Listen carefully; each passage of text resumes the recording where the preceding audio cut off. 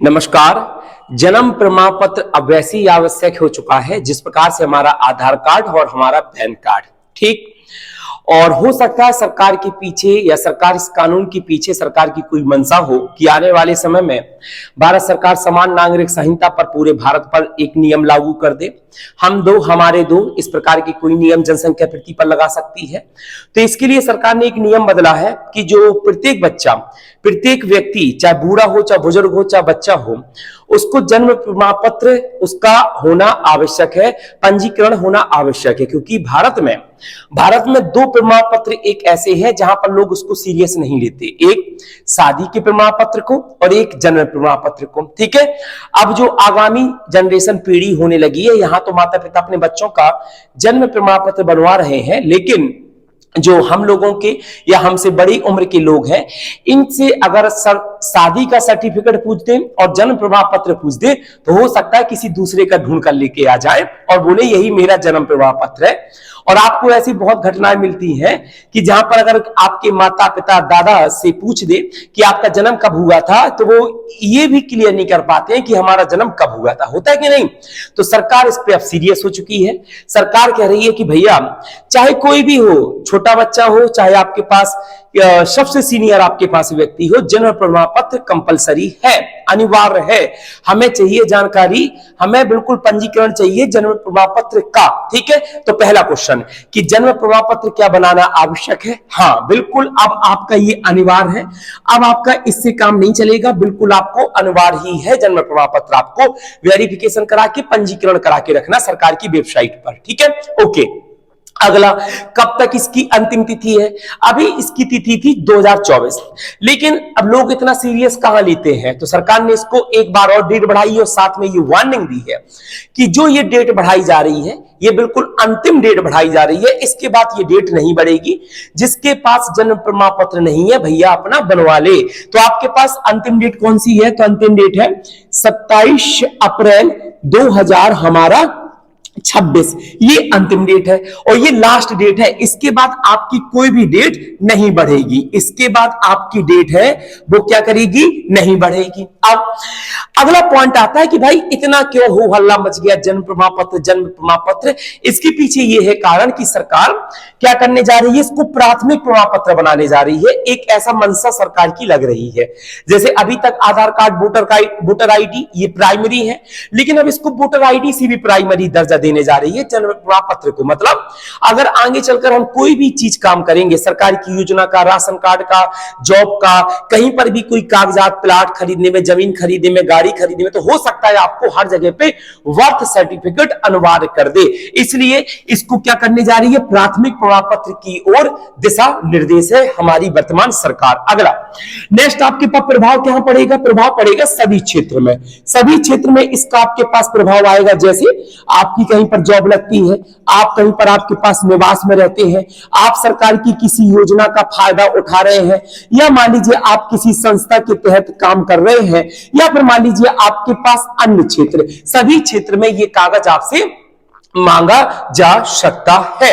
अगला पॉइंट किसके लिए अनिवार्य? तो आप बोलिएगा सभी के लिए, सभी के लिए या सभी आयु वर्ग के लिए। ठीक है।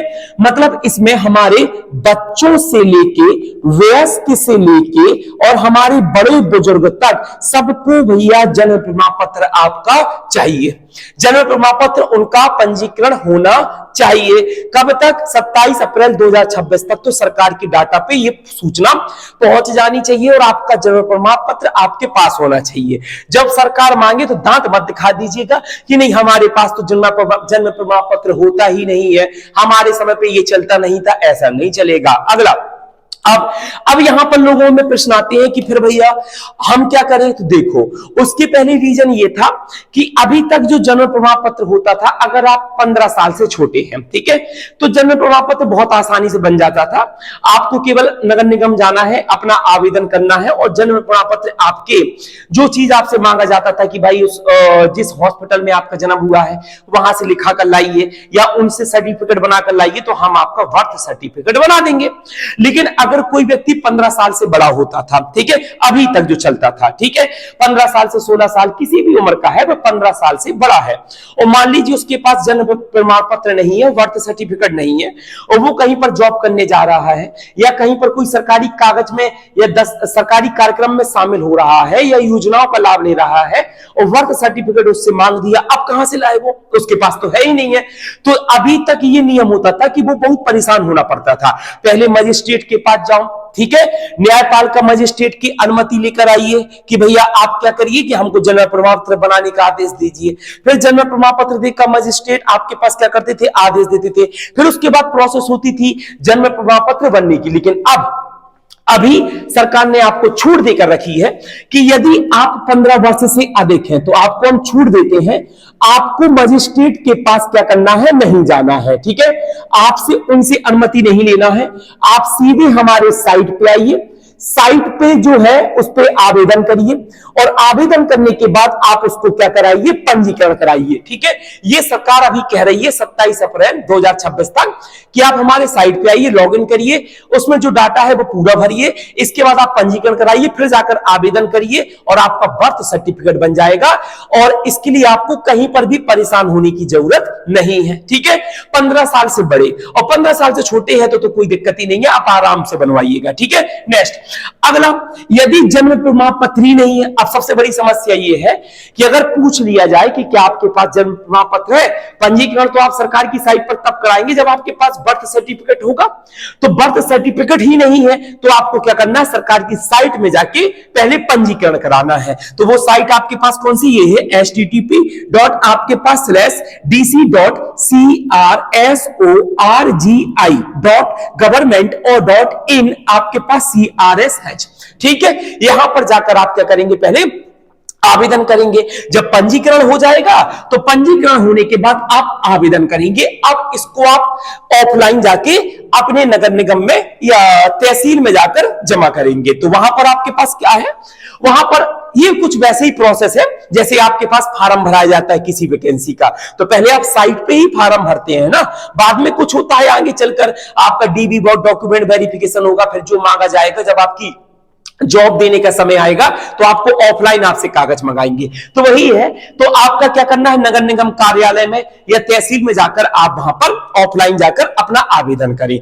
इसके बाद दस्तावेज में क्या लगना है, आपका हाई स्कूल या इंटर की मार्कशीट, या है बेटा या तो हाई स्कूल की आप दिखा दीजिए या इंटर की, क्योंकि वर्तमान पीढ़ी के पास इंटर है, हो सकता पुरानी पीढ़ी के पास इंटर की सर्टिफिकेट ना हो, हाई स्कूल की हो, तो हाई स्कूल या इंटर की मार्कशीट प्लस पते का प्रमाण पत्र, जहां पर आप रहते हैं पता किस में लिखा होता है, आधार कार्ड में या राशन कार्ड में, ठीक है। तो आधार कार्ड राशन कार्ड में से जो हो वो लगा दीजिए। इसके बाद पहचान, आपका खुद का सर्टिफिकेट, आप क्या हो, तो आपका खुद का पासपोर्ट में होता है या आपके पास वोटर आईडी में, तो वोटर आईडी जो आपके पास हो वो आपके पास लगा दीजिए। इसके लिए कोई शुल्क होगा नहीं, आपका शुल्क कैसा होगा, शून्य होगा, बिल्कुल फ्री है, कोई आराम से बड़े आराम से करिएगा।